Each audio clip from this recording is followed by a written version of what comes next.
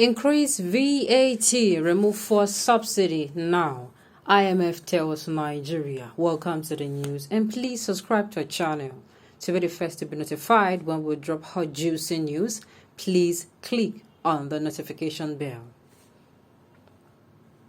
The International Monetary Fund, IMF, has called on the federal government to urgently consolidate its fiscal policies to create space and reduce debt sustainability risk. It specifically urged the government to increase value-added tax VAT from the current 7.5% and remove forced subsidy without further delay in order to enhance long-term and inclusive growth. Okay, I would like to call on all the people that came out and were supporting those borrowing loans, both in this administration and the former administration. You see it? Can you see it now? It is not bad. Other countries are borrowing. Did you see it? You will know the size of your pockets. You know the condition where you dey. You are using your others to compare. You are using countries that have been developed. That what they do, they are not even building up. They are managing better the economy and their country. You are using yourself that you have not built at all. You have not even laid a good foundation. You are using yourself to come. Okay, there's no problem. There's no problem. Let's see how it goes. The news in detail. Please stay with us.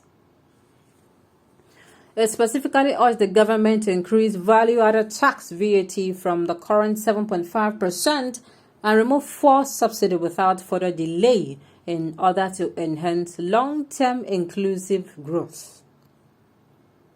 This is contained in the 2021 IMF Executive Board article, IV Consultation with Nigeria, which was concluded on January 31st, 2022, and released on Thursday. The IMF report said Nigerian economy is recovering from a historical downturn, benefiting from government policy support, rising oil prices, and international financial assistance, but noted that there is a need for major reforms in the fiscal, exchange rate, trade, and governance areas to lift long-term inclusive growth. Highlighting the urgency of fiscal consolidation to create policy space and reduce debt sustainability risk, the IMF Executive Board called for significant domestic revenue mobilization, including by further increasing the value-added tax rate, improving tax compliance, and rationalizing tax incentives. Similarly, the directors also urged the removal of untargeted forced subsidies with compensatory measures for the poor and transparent use of saved resources. They stressed the importance of further strengthening social safety nets. While commending the authorities' proactive management of the COVID-19 pandemic and its economical impact, they noted, however, that the outlook remains subject to significant risk, including from the pandemic trajectory, oil price uncertainty, and security challenges. It observed that in spite of recovery in the oil prices, the general government fiscal deficit is projected to widen in 2021 to 5.9% of GDP, reflecting implicit forced subsidies and higher security spending, and projected at 3% for 2021. Moreover, the consolidated government revenue to GDP ratio at 7.5% remains among the lowest in the world, said the IMF. It further pointed out, notwithstanding the authoritative proactive approach to contain COVID-19 infection rates and fatalities and recent growth improvements, socio-economic conditions remain a challenge. Levels of food insecurity have risen, and the poverty rate is estimated to have risen during the pandemic. On the outlook, the report said it faces balanced risk on the downside.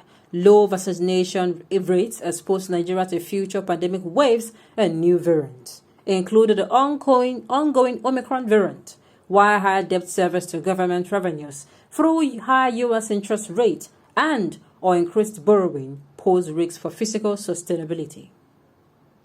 It's one that a worsening of violence and insecurity could also derail the recovery.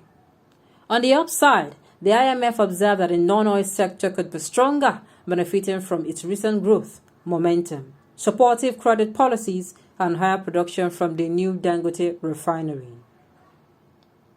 Nigeria's ratification of the African Continental Free Trade Agreement could also yield a positive boost to the non-oil sector, while oil production could rebound, supported by the more generous terms of the Petroleum Industry Act. The IMF directors welcomed the removal of the official exchange rate and recommended further measures toward the unified and marketing clearing exchange rate to help strengthen Nigeria's external position, taking advantage of the current favorable conditions. They noted that exchange rate reforms should be accompanied by macroeconomic policies to contain inflation, structural reforms to improve transparency and governance, and clear communications regarding exchange rate policy. They considered it appropriate to maintain a supportive monetary policy in the near term, with continuous vigilance against inflation and balance of payment risk, and encourage authorities to stand ready to adjust the monetary stance if inflationary pressures increase.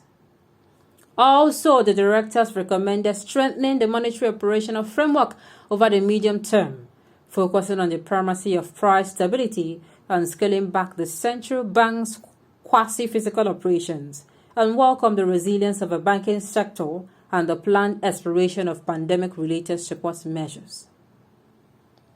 They agreed that while the newly launched INARA could help foster financial inclusion and improve the delivery of social assistance, close monitoring of associated risk will be important, and also encourage further efforts to address deficiencies in the AML/CFT framework. You know, the worst part of it, this whole thing is that these politicians are not going to feel it because they will still get away with all these things by borrowing money and use it to fund their lifestyle. The problem will be on these people. Which people? On the masses. The IMF will tell you, do this, do that. They've been saying, devalue your money, and that is where we are. Up till now, nothing has improved because some people are somewhere swallowing the money, all in the name of politicians. At the end of the day, they will still come and blame them. Because like the other time, I was saying, is it everything they tell you do? Can't you check yourself? We have economic team, we have a lot of them. We don't know what they are doing. At the end of the day, Nigerians are the ones that will bear the brunt. They say increase VAT, remove fuel subsidy now. Who are the people that will bear the brunt? The same masses.